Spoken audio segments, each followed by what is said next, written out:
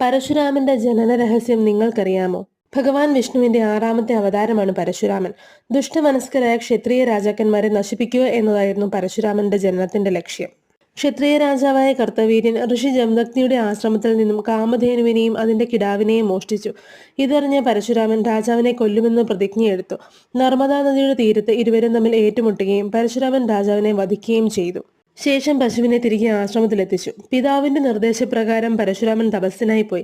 ഇതറിഞ്ഞ കർത്തവീര്യന്റെ സഹോദരൻ ഹൈഹ്യാനി പ്രതികാരമായി ജമദഗ്നിയെ കൊന്നു. ഇതറിഞ്ഞെത്തിയ പരശുരാമൻ ഹൈഹ്യാനി മൂലം തന്റെ പിതാവിന്റെ ദേഹത്തുണ്ടായി 21 മുറിവുകൾ കണ്ട് കോപിഷ്ഠനായ പരശുരാമൻ ബ്രഹ്മഹത്യയ്ക്ക് പ്രതികാരമായി ദുഷ്ടക്ഷത്രിയ ജാതിയെ നശിപ്പിക്കും എന്ന് 21 തവണ പ്രതിജ്ഞയെടുത്തു. ഇതനുസരിച്ച് ഭൂമിയിൽ ഏതെങ്കിലും ക്ഷത്രിയൻ അന്യായമായി നാശം വരുത്തുമ്പോഴെല്ലാം പരശുരാമൻ അവനെ നശിപ്പിച്ച് മഹേന്ദ്രപർവ്വതത്തിൽ തപസ്സിനായി പോകും. ഇത് 21 തവണ ആവർത്തിച്ചു. അവസാന യുദ്ധത്തിന് ശേഷം എല്ലാ ദുഷ്ടക്ഷത്രിയരെയും നശിപ്പിച്ച് തന്റെ ആയുധമായ കോടാലി കഴുകി നിലത്ത് സൂക്ഷിച്ചു.